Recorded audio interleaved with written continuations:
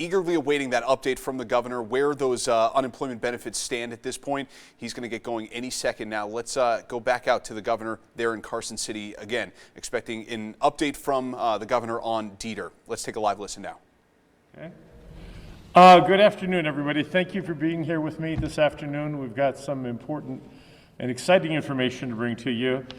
First off, I want to start by thanking the legislature for their work during the 32nd special session, which wrapped up early this morning. It wasn't last night, it was early this morning. I know that the last two special sessions have not been easy. They've been difficult on everyone, and I'm confident that the work that was completed will help Nevadans during this difficult time that we are living in. But today I called you here to talk about an important issue that you are all very familiar with, our unemployment compensation program. I am joined by a few folks today whom I'm excited to introduce shortly, and I am grateful that they are here with me on this day. Today I am announcing immediate action that is already underway to find solutions and reduce the backlog for those eligible Nevadans who have still not received their benefits under the state's unemployment compensation system. I want you to know I hear you. I am listening and I am taking action. One individual, one family going without benefits that they deserve, that they need to pay their bills, put food on their table, or pay their rent is too many. I've said it before and I will say it again. The state employees at the Department of Employment, Training, and Rehabilitation have done an incredible job under these unprecedented circumstances, working around the clock to connect eligible Nevadans to their benefits. And not just under regular UI, but also under the federal program, benefits newly created, implemented during this COVID-19 pandemic, called Pandemic Unemployment Assistance, or PUA as it's more commonly known. Nevada has the highest unemployment rate in the nation. And yet we are paying nearly 90% of the eligible traditional unemployment claims each week, 90%. The state has also paid more than 120,000 pandemic unemployment assistance claims. But while there have been some accomplishments and some progress that has been made, due to the historic, unprecedented, and overwhelming nature of our current situation, we know there is still so much more that needs to be done. And I know there are many more claimants waiting for resolutions to their claims and their cases. As of July 30th, Dieter has paid out nearly $6.1 billion across all UI and CARES Act programs since the start of the pandemic, far above the total benefits paid out across all UI and federal extended benefits in 2009, 2010, and 2011 combined. They have done all they can with the resources available, and as a state, we have worked hard to provide additional resources where appropriate. That includes waiving work search requirements, allowing flexibility to hire more than 100 additional staff to help answer calls and process claims, and importantly, putting forth legislation in this special session, which will help provide more flexibility to Dieter, to help connect claimants to benefits faster. It will extend the number of weeks Nevadans are eligible for additional benefits through this crisis using only federal funds. I am proud that this piece of legislation presented by members of my staff and Dieter received near unanimous support in both houses of the legislature. Today I am signing this bill into law so we can immediately move forward with these changes. And I will sign the bill right now.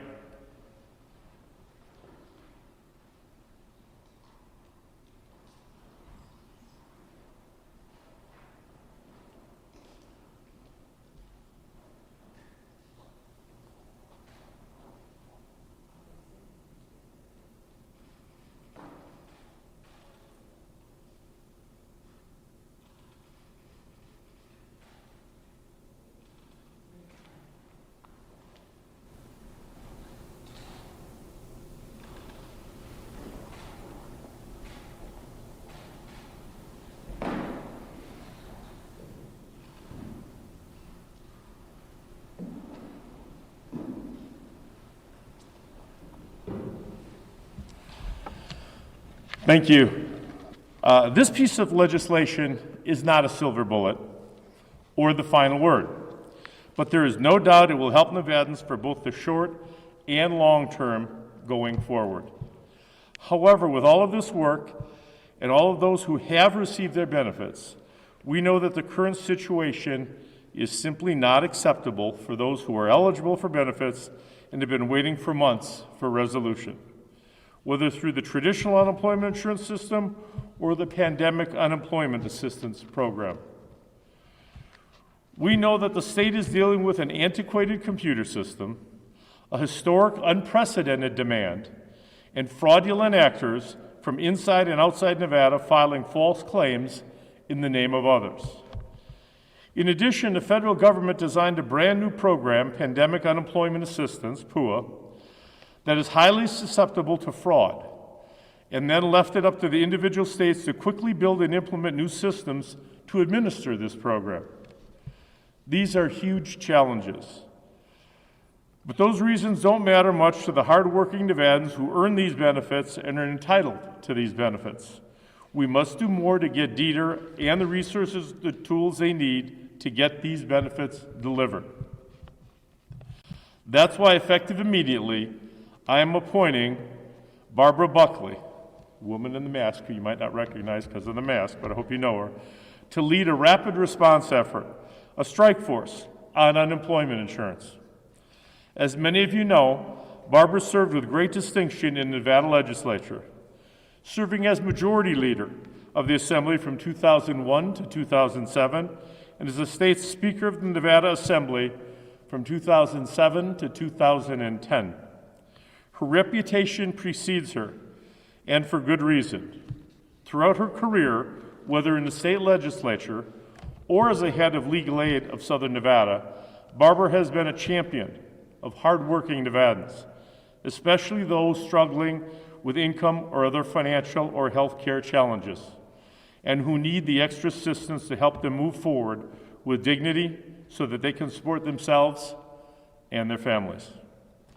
I can think of no one better, no one more motivated, no one more experienced, or no one more action-oriented to dive in and to help us move our UI program forward to help better serve our state and our citizens.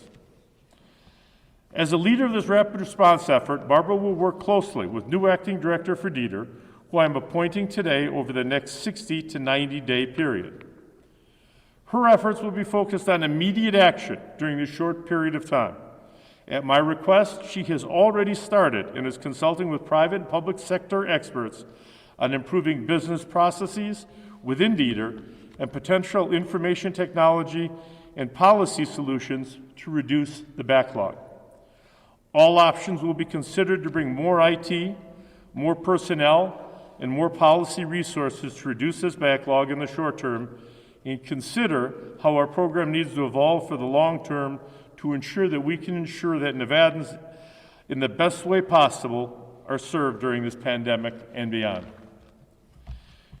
She will be supported with the resources she needs with Federal CARES Act funding to ensure she can tackle these challenges right away. As part of our immediate efforts to bring more resources and direction to DETR, I am proud to announce Ms. Elisa Cafferata as the new acting director of the Department of Employment Training and Rehabilitation. Elisa currently serves as the Deputy Administrator of Field Operations Support for the State of Nevada Welfare Division. Lisa has a Master's of Business Administration from the University of Nevada, Reno, and was founding director of the Nevada Technology Association. I am pleased to have her with me here again today, and to have her stepping into this big role and to work by Barbara's side. At this time, I'd like to turn it over to Barbara to talk more about her role. Speaker Buckley, thank you. Good afternoon. I'm honored to be asked to lead this rapid response task force. We all know the situation. Our state has the highest number of unemployment claims with a growing backlog, and we just can't keep up. We need the backlog reduced. People are barely hanging on. and they've been waiting too long. The goal is to remove barriers to payment for those who are eligible. The goal is to find solutions, enhanced IT solutions, use of volunteers, hiring of additional personnel, temporary transfer of state employees. Whatever solutions make sense, they will be on the table.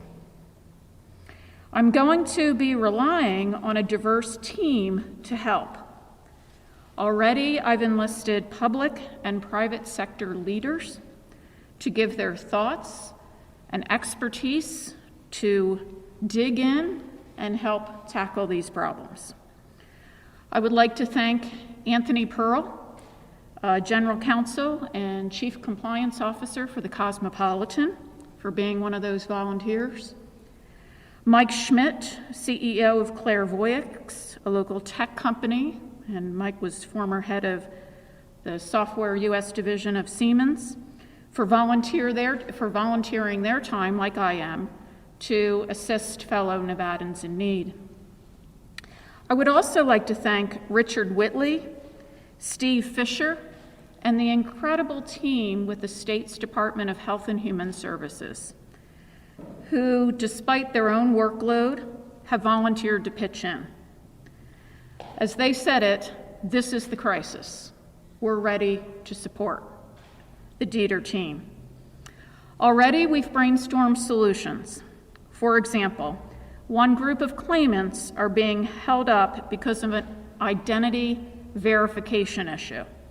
We discussed a data verification plan and hoped to have these claimants approved in the next week. We also discussed temporary transfer of welfare eligibility workers and offering overtime to welfare eligibility workers to join the Dieter employees who have already been working day and night. All solutions are on the table, and the governor has made it clear that this is urgent and that all resources of state government will be engaged to help. There are thousands of Nevadans entitled to benefits who are desperate to receive them, and I am honored to lead this initiative and to offer our help. Thank you. Thank you, Speaker. I appreciate it, you and Lisa both, for your help. You have my full support as we bring all state resources to bear to do everything possible to reduce this backlog and respond to the calls for help from those hardworking Nevadans that have not yet been answered. Finally, I know that Attorney General Aaron Ford couldn't be here with us today, but I want to recognize his leadership and immediate response to the call center to be part of this rapid response effort with regard to the unprecedented level of fraud that is detrimentally impacting the UI program, not just in Nevada, but nationwide. Nevada cannot ignore the U.S. Department of Labor mandate to ensure program integrity and work to prevent and detect fraud all across all UI programs, including the newly federally funded Pandemic Unemployment Assistance PUA program, which was reportedly the focus of much of the fraudulent activity. But we know that this systemic fraud is causing legitimate claims to be delayed and putting an incredible strain on limited resources. Multiple agencies are involved in this response, including Dieter, the Attorney General's Office, the U.S. Attorney's Office, the FBI, Secret Service, and more. As our state's lead law enforcement agency, the Attorney General's Office is already working to coordinate these efforts. We have no tolerance for bad actors who are attempting to take advantage of either the traditional unemployment insurance system or federally funded PUA system. Earlier this week, Nick Trutanich from the U.S. Attorney's Office announced a Las Vegas man was arrested on charges related to identity theft and possession of fraudulent unemployment cards. This announcement was in conjunction with Sheriff Joe Lombardo from the Las Vegas Metropolitan Police Department and the U.S. Secret Service.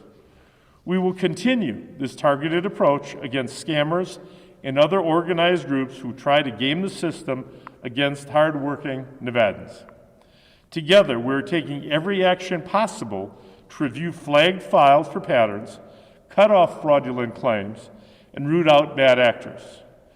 If you believe you have been the victim of a fraudulent claim, please fill out a form online at Dieter's website and the FBI's Internet Crime Complaint Center, which is www.ic3.gov. That's www.ic3.gov. I'm grateful for all the Nevadans who have come forward with offers to help, including our congressional delegation, those named in these new efforts, and others, especially today with me, Barbara and Lisa. Together we will address this problem, and together we will get results. Thank you very much for joining us. We're going to take a few. If you all come to the microphones that appear to ask a question, so viewers at home can hear the question. Thank you, Governor. I want to check about fraud because I've done stories of people who have been notified they've applied for unemployment benefits and they have not. Can you give us at all, from your understanding, a thumbnail sketch of what you know, how they're getting this, who these people are? You said some are within the state, some are without the state. How much money? And what are the chances of you absolutely being able to prosecute these people? Well, and I'm going to ask Barbara to step up and answer this, or Lisa. There are ongoing investigations, and some of them are sensitive in nature in terms of the tools they use. We are going to prosecute to the fullest extent of the law as we uncover bad actors. That's a guarantee. But I don't know if there's some questions as it relates to. I spoke to both Attorney General Ford and Nick Trutanich in the last few days, and we are going to meet with our ESD and Dieter staff. There's been a task force formed already, but we are going to up our game. There certainly are, anyone in the state knows somebody who has received a letter and saying that they filed for unemployment when they haven't. I don't know that it's been drilled down how the folks got these personal information. I have my own personal theories, but no proof. But one of the things we're going to do is make sure our protocols are really clear and understood. So for example, if someone files a claim with the FBI, we want that flagged in the Dieter database that day.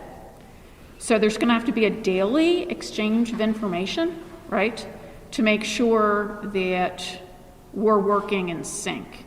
So we'll be meeting probably next week to review those protocols and to do all that we can to, first of all, deter any more false filings, to let those who are behind this know that we're on to them, that we're enhancing our verification efforts, and they shouldn't continue. Honestly, once you've paid it out, a couple states have been successful getting the money back, but that's usually so rare that the best course of action is not to let it go out the door in the first place. Any estimate on how much money? At this point, no, but that's one of the things that we're going to work on with the AG and U.S. Attorney to actually make that available, to calculate that and disclose it. I think right at this time, with everything that's on the plate, I think it's hard to know. Okay, thank you. How important was the section of this bill that you just signed into law that will pay these claimants retroactively? Well, it's extremely important. I'm proud of the legislation that we're able to introduce and get through the legislature nearly unanimously. It's going to extend the opportunity for benefits for folks that are desperate. We're facing an unprecedented situation, as was previously mentioned. Our unemployment's at an all-time high. I need to do everything I can to keep people working, to preserve these jobs, and for those who are not working, to extend their benefits and their lifeline as long as humanly possible. So I'm confident this is going to be a big help for folks. Hi, I have a question for both the Speaker, Buckley, and also for Ms. Caparata, if I could. Speaker Buckley, so do you have, at this point, kind of a firm timeline of benchmarks you want to hit going forward, and how are you going to report that out to the press and to the public? So what we're going to do is prepare a dashboard. We're going to post it online. We're going to quantify the backlog in an even simpler manner than has been done already. and then report back on how much we were able to reduce it. So the goal is to be very transparent, and we're also have a couple priorities. First is bang for the buck. If there's 30,000 people hung up on a verification glitch, can we move that today? And then another priority is the people that filed first, who have still been waiting. You know, their stories break our heart. So that's another priority category for us. So there'll be kind of like daily updates, or? I don't know. I don't know yet. I don't know whether it will be daily or weekly, whatever's, I think, efficient. Probably in the beginning it'll be weekly, but maybe once we get the rhythm down and get the system in place. But one of the things we're trying to do is the sole number one focus is getting benefits out the door. So even if something is a useful project, process enhancement, if it's going to come at the expense of getting money in people's pockets, we're going to save that to phase 2. Okay. Just wanted to ask for maybe a general comment from you about taking on this job, and also with your immediate predecessor. Her tenure was pretty short, and she said it was involved some concerns about safety. So how do you, coming into this tough position, what's your view going forward? Right. Thank you for the question. First of all, I'm deeply honored to be asked. I think that, and like Barbara, what made it something that I felt I could do and bring assets to the team was the commitment of the governor and Barbara Buckley. And really, I think what this shows you is the commitment to involve all the branches of government in the state to the extent possible. So I'm excited and honored, and I do have some trepidation, and you probably need to send me to get me checked out if I didn't have some trepidation about it. But there is a commitment here to continue the very good work that's been done by the folks at DETR and bring them all the resources that they need.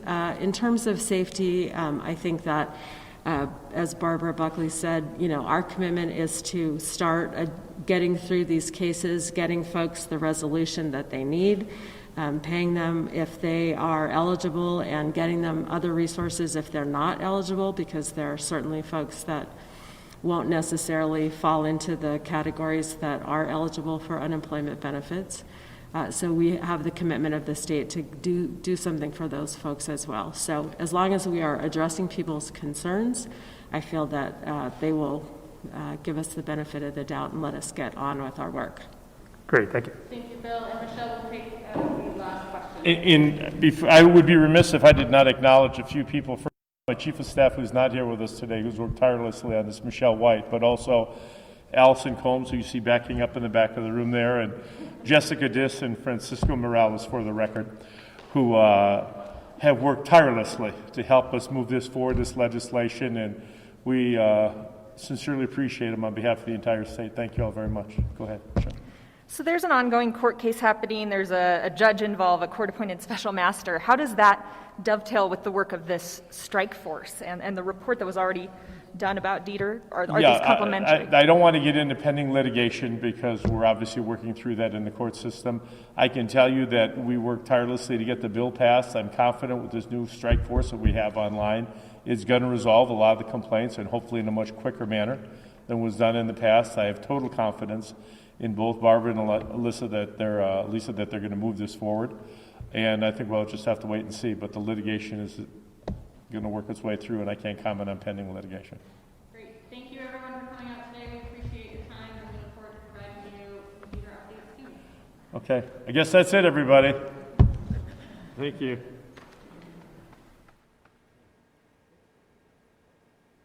The governor up in Carson City, some major developments at this hour at around 3:30 today as he announces some big changes when it comes to handling those unemployment claims that have really been piling up for the past 5 months or so. Governor Steve Sisolak began the press conference right around 3 o'clock, praising DETR and the employees during this pandemic, calling it really unprecedented times as the state continues to pay out those unemployment claims and PUA assistant, those pandemic unemployment assistant claims. He says 90% right now of those traditional unemployment claims are being paid. July 30th, as of July 30th, about $6.1 billion have been paid to Nevadans through those two programs, both unemployment and the PUA systems. He says that is more than the 2009, 2010, and 2011 years combined, just giving some context of just how big this problem was. Then he signed a new law that he says will help Dieter and the associated agencies trying to deal with these huge backlogs and these issues that Dieter continues to have. Also, he mentioned Barbara Buckley. She is a very well-known local figure here in the legal community as well as up in Carson City. She was the former majority leader as well as the former Speaker of the Assembly. She will head up a new task force which is going to essentially help target some of the issues that Dieter has simply just been bogged down with for the past several months or so. The governor says that Barbara Buckley and her strike force will be assisted, by resources, of course, in hand with the CARES Act. Also, a new acting director of Dieter. The past several have been either stepped down or removed because of a variety of different issues, including the most recent, where she feared for her life and receiving some threats against her life. So we have a new acting director of Dieter. They also address the systemic fraud, they say, in the PUA system. They say they can't really tell how many of those claims have been fraudulent, but they're working through them right now. There's also that task force that the Attorney General is heading up with Nevada that is working with state and federal authorities, including the Secret Service, as well as a number of other agencies to try and weed through exactly what is the source of these thousands of claims that are really bogging down the system. As we've mentioned before, there could be as many as 45,000 people still waiting and bogged down in the system, waiting for their PUA assistance and also unemployment benefits as well. There has been at least one arrest in this case. They also talked about those very mysterious unemployment claims that a number of businesses, including 13 Investigates, has been really reporting on, where there are apparently some folks or bad actors that have been filing unemployment claims in the names of legitimate Nevadans who are continuing to work, and it's really causing some confusion as well as with businesses and employers here as well as up within Dieter. So there are some immediate changes coming in with Barbara Buckley. Again, she's going to be heading up the strike task force to try and really identify some of those major problems, including glitches in the system. So we're going through everything right now. We'll have much more coming up in later editions of 13 Action News at 5, 6, and of course 11 p.m. Reporting live, Joe Bartels, 13 Action News.